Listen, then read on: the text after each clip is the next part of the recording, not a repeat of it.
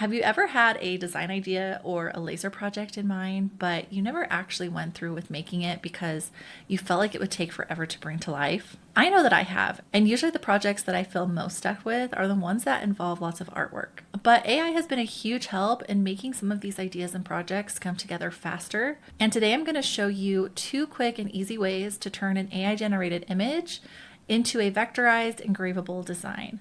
We'll be using DALL-E, which is my personal favorite image generator, and then we'll use Adobe to vectorize those images. The project we'll be working on together is a personal use project.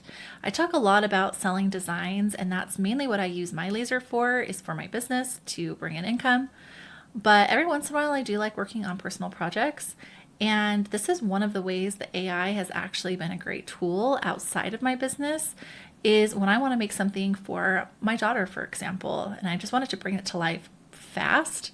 I can turn to AI to come up with all the different images instead of me spending the time hunting things down on Creative Fabrica or trying to create them all by hand myself. But if you want to dive even deeper and learn how to use AI to help you design files that you can sell, I teach more advanced methods inside my mini course From AI to SVG Design.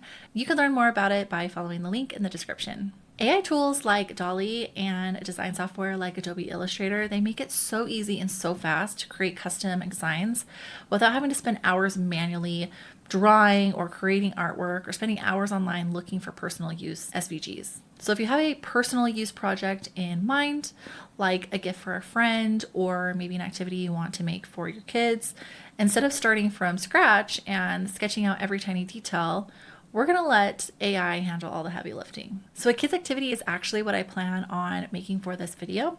My daughter is super into her animals and matching games right now, so I thought it would be fun to use AI to help us generate some images that we can use to make a matching activity game set for her. And because this is just for my daughter and not something that I plan to sell in my shop, I'm totally okay letting AI do all the work in this case. I want this to be a quick project. I'm a busy mom. As much as I would love to make all the images myself, I just don't want to spend hours drawing all the images. And the faster that a project can be made, the more likely I'm actually able to follow through and make the project for my daughter. And I think for me, that's what's more important, is actually making the project, giving her something fun to do, instead of worrying about having it be perfect because I need to make all the images.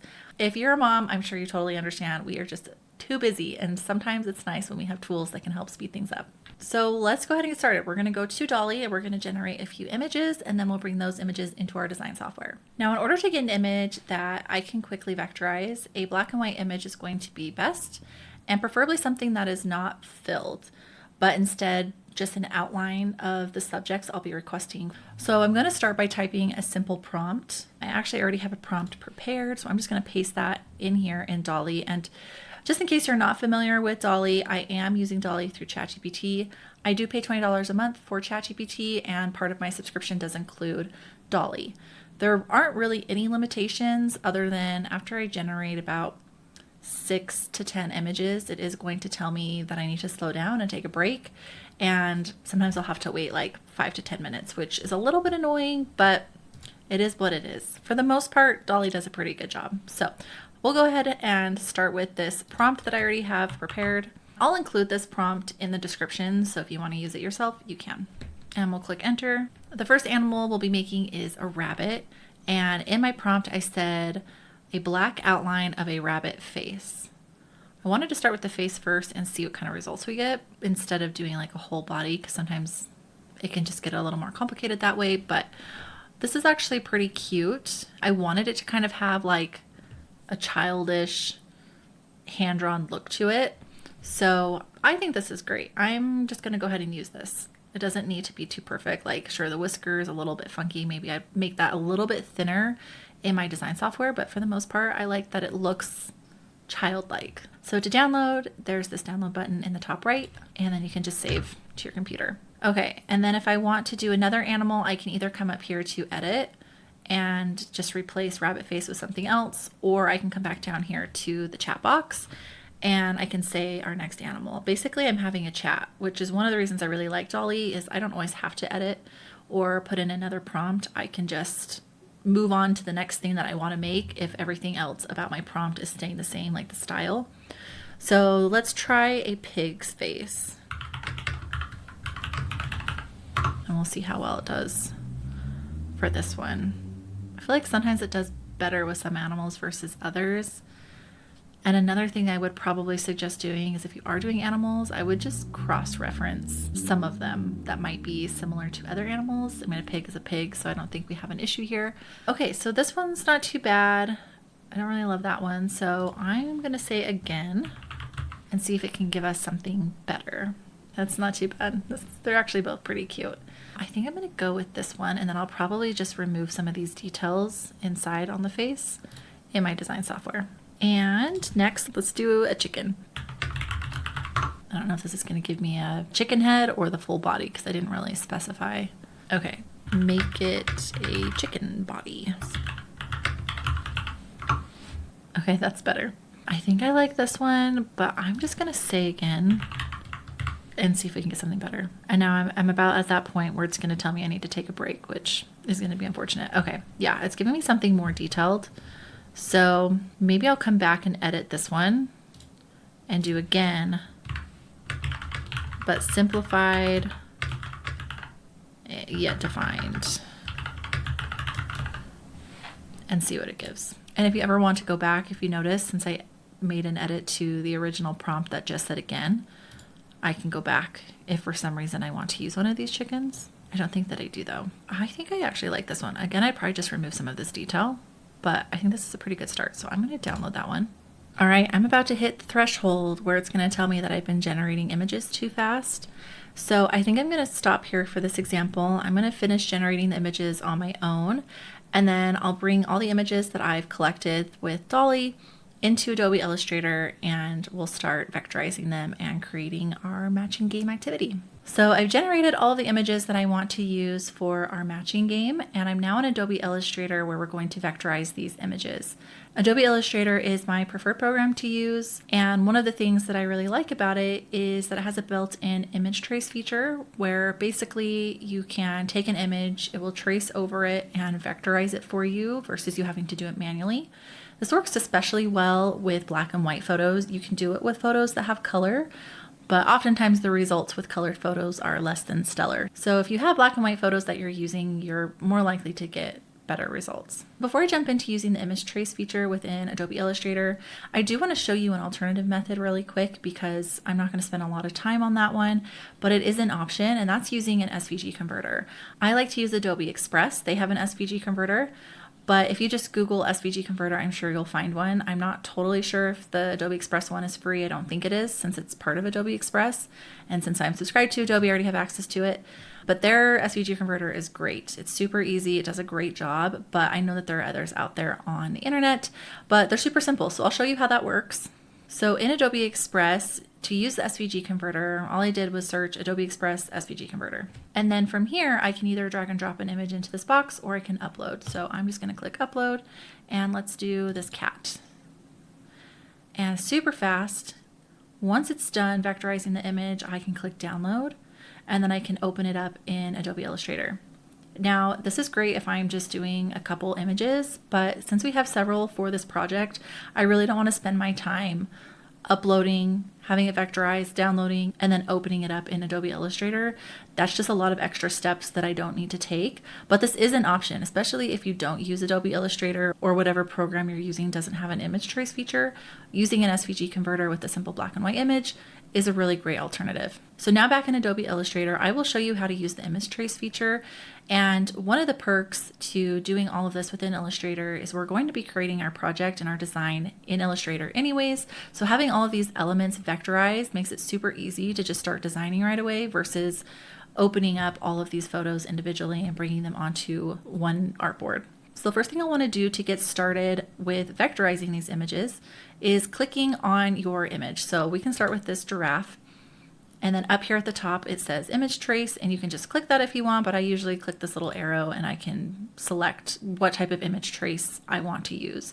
I usually do black and white logo or silhouettes, and they both serve two different purposes for me. Black and white logo is great if you have an image that has a non-white background. Silhouette is great if you have an image that has a white background or one that's really close to white. Like the cat isn't quite white, it's a little yellow, but it would work great for silhouettes. And the reason for that is it automatically removes the white background for you. So I'll show you. If I click silhouettes, it's going to take a second to vectorize, and then it will say expand up here when it's done. So once I click expand, it's now vectorized. And if I move it off my artboard into the gray, you can see that there's no white background. So this one is all done. Now, if I come over to this rabbit, if I were to do silhouettes, you would get something like this. That's obviously not very usable. So we don't want to do that. We'll come back here and click black and white logo. And it looks like the white background is gone.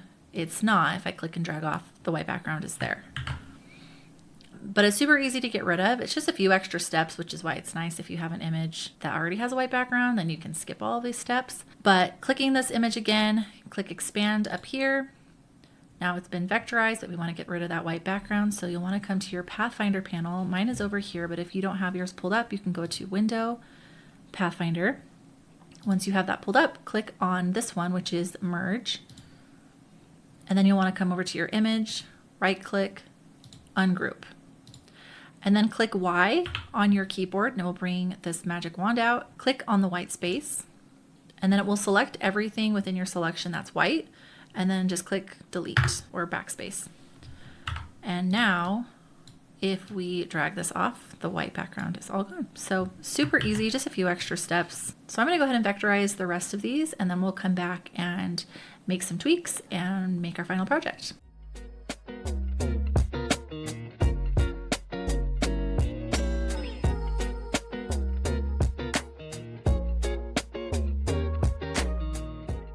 Okay, so all of these have been vectorized. Now I just want to go through and clean up a few of these. So I'm going to start with this dog. I actually don't love these little circles here, so I'm just going to get my direct selection tool, which is my white arrow. It's also A on your keyboard, and I'm just going to click on this shape and delete. And then same for the bunny, I'm going to delete those.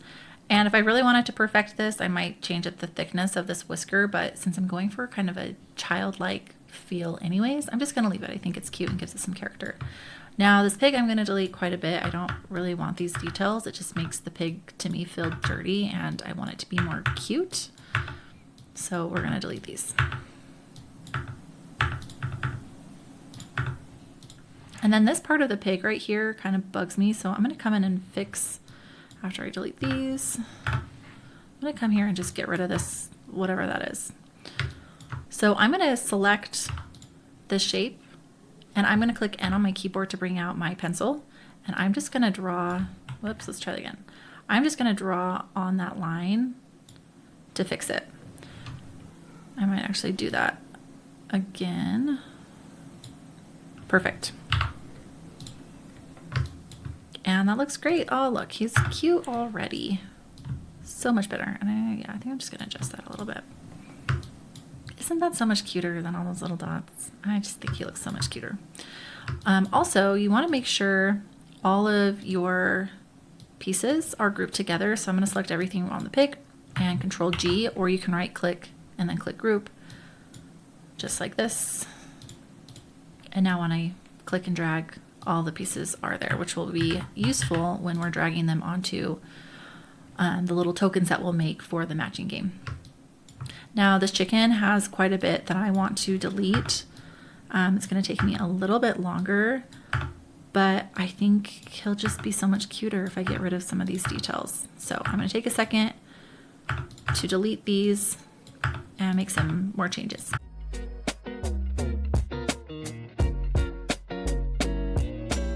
Okay, so I think I deleted all the little stray things, but they're attached to the outline of the chicken. So I'm going to do the same thing that I did with the pig to the chicken, where I take the pencil tool. So I want to select the chicken and then N on my keyboard, and I'll make these corrections.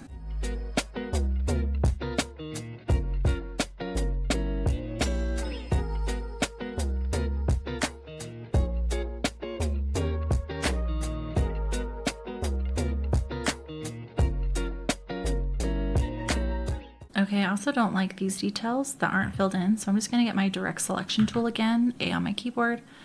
I'm going to select the line and hit backspace twice. Perfect. I think he's cute already. That's a cute chicken. Okay, everything else I think looks pretty good, and all of these ones are already grouped together since they stayed grouped when I did silhouettes, since I didn't have to ungroup them like I did the others. So now we can start creating our tokens that these will go on, and I'm just going to push these out of the way so that we have room on our artboard to make the tokens. So I'm going to use the rectangle tool, and if I click on my artboard, I think 2 by 2.5 is a great size, but it is a fill, so I want this to be a stroke so that it cuts out this shape. So I'm going to come over here and click this arrow to swap from fill to stroke, and then I'm going to come over here to my Lightburn Layers color swatch and select red, since red is the color that I use for cut. And by the way, if you want to learn how to add your own Lightburn color swatch into your workspace in Illustrator, I do have a video on that in my channel that I'll add a link to in this video. Now coming back to the rectangle, if you see these circles here in the corner, if you click and drag, you can round the corners, and I just think that's so much cuter for a kids activity. So I think I'm just gonna round those a little bit. I think that's cute. And now we can start building our project. So I'm gonna start with the rabbit. I think I'm gonna make him just a little bit bigger and just eyeball making it centered. And then I'll come to my type tool and center. It's already centered. And actually I do want to make that a little bit smaller, I think. Now if I select both the shape and the text, while they're both selected, if I then click on the shape, it highlights blue. So you have to select both and then click on the shape. And then up here is an alignment panel. And I'm going to click on horizontal align center, and that's just going to align the type or the text to the shape. I don't know if you noticed it just kind of moved over slightly, but technically it's centered. It actually doesn't really look that centered to me, but according to that alignment, it says that it's center. I'm just going to leave it. And then we could duplicate and make a second copy. Since this is a matching game, we want a set of 2. And then I'll copy another one to make the other animals. So I'm going to delete this. Bring the pig.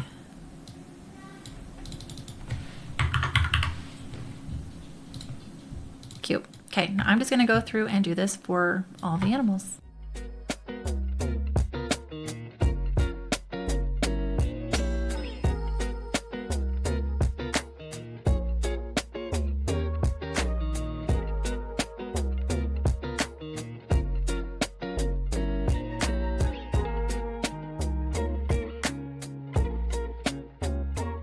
Okay, so all of our little pieces or little tokens, whatever you want to call them, they are all finished. Next thing I would need to do to make sure that this is ready for the laser is to expand all of the text and make sure that all of the black is the same color, so that when I send it to Lightburn, all of the black matches and I can set it to my engrave settings, and then all of my red is my cut and I can set that to my cut settings. So I'm just going to real quickly select all of my text and then expand those.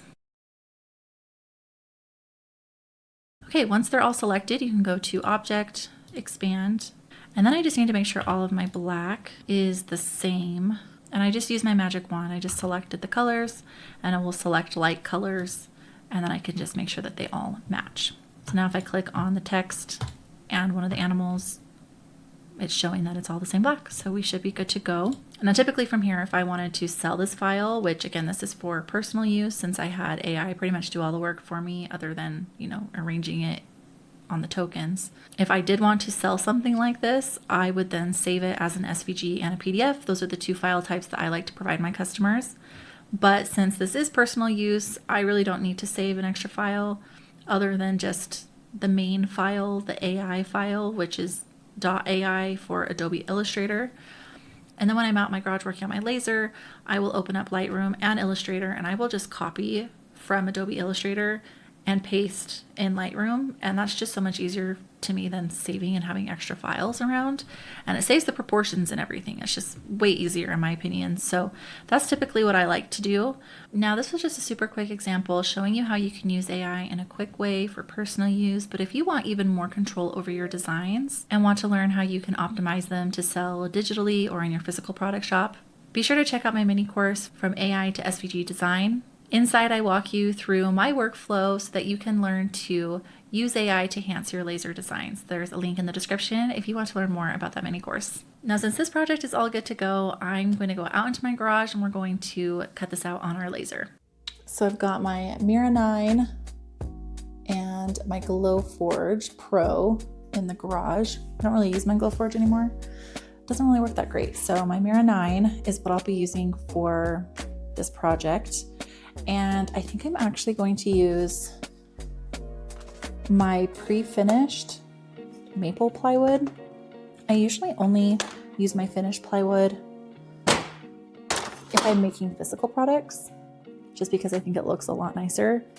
But because I really don't want to sand each of these little tokens out for this matching activity set, I think I'm just going to stick with the pre-finished so that I can just wipe off any char that there is.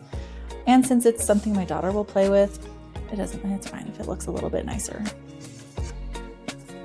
Okay. I get my pre-finished wood from GS2 Awards. I love it. I think it's great quality. It's really similar to Proof Grade if you're familiar with Proof Grade from Glowforge, but it's like half the price. It's way more affordable. So this is what I'm going to use. You probably can't even tell that it's pre-finished.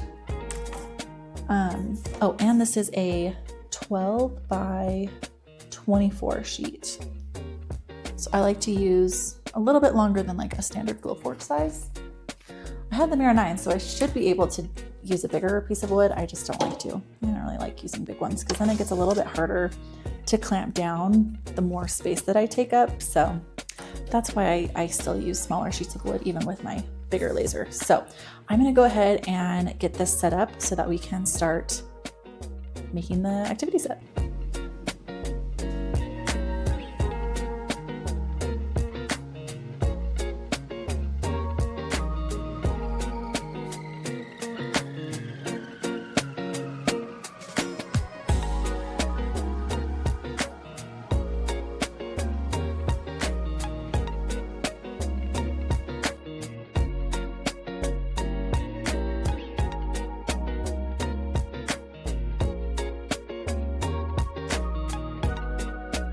One of the reasons I really like pre-finished wood is because I can just wipe away the char. So I like to use these 70% isopropyl alcohol wipes. I just get them off Amazon. I believe they come in like a pack of 6. I'll link these in the description. But I use these on my pre-finished wood, on my acrylic, and they're great. It just makes it so quick and so easy.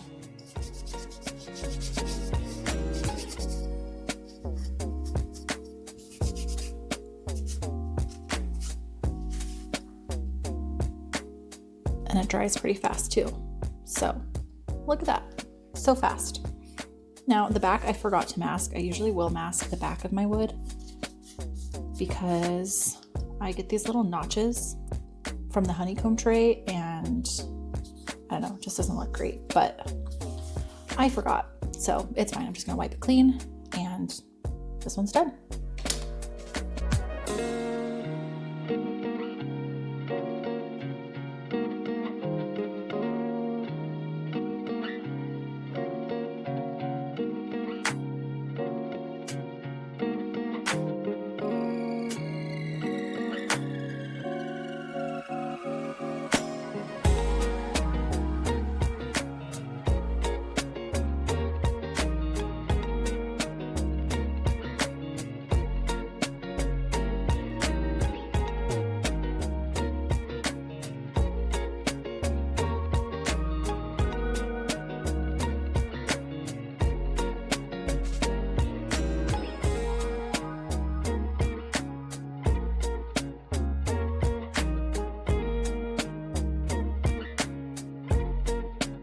All right, unfortunately, the one downside to wiping off the char from pre-finished plywood is my hands get really dirty.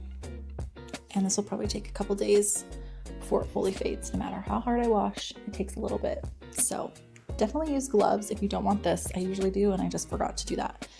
This took a little longer to wipe off, or it was a little harder to wipe off the little tokens because it's a thicker engrave, so there's more char, and honestly, I think I might have assigned the wrong settings, so that's all right. Took a little bit more work, but look how cute the chicken is. Oh, I love it. That actually came out way cuter than I thought it would. So now I'm gonna go give it to my daughter and see how she likes it. You wanna see what I made for you? Yeah. What's this? A deer. Is it a deer? Can you show me? I love it. Can you show me? Yeah. Can I see it? Yeah. What's this? Oh, a pig. Is it a pig? Yeah, two pigs. And what's this? Oh, a bunny. Is it a bunny? Yeah. And what's this? Oh, the Jeff. Good job. I wasn't sure if you knew that one. Look, do you want to play a game? Yeah. What the pieces are? Okay. Can you show me? Can you try and find matching animals? This is a deer. Yep. Okay, see if you can find the other deer. Is this one? Oh, you did that so fast. Good job. Oh, Can you find the other animals? There's a pig. Okay, where's the other pig? this. Oh, nope, that's not a pig. Is this. Oh, this a match? Oh, yeah, that's a match. And what about this bunny? And what should I look at on a bunny? Oh, there it is. A bunny. Okay, I have one more. Oh, a giraffe. In the series, but for the giraffe? Mm-hmm. Where's the giraffe? Oh, there it is. Should we play another game? You want to play it again? Yeah. Okay. So we can do this pig. Okay, turn it around. Place this right here. Showing this match. Yeah, look, there's more pictures. Do you want to flip them all over? Oh, this is what? What's this? Is cat. Mm-hmm. I think it's safe to say that she likes it. I'm sure we'll get some good playtime out of this. So, Chicken. yay! And just like that, we brought our project to life with the help of AI. My daughter is already obsessed with it, and I only have half the stack right now because the other half she has in her bag that she has to carry around with her everywhere. So makes me excited to see that she's excited, and AI just made it so easy for me to put this together super fast. If you found this helpful, I'd love for you to like and subscribe because I've got more AI powered design tutorials coming your way. And also, if this is the first video that you've watched in my 5-part AI laser design series, be sure to check out my other 3 videos as well. In part 5 of this AI design series, which is also the final video to this series, we will be getting a little more serious and talk about copyright and some of the do's and don'ts when using AI to enhance your laser designs. So I can't wait to catch you in the next one. Happy designing.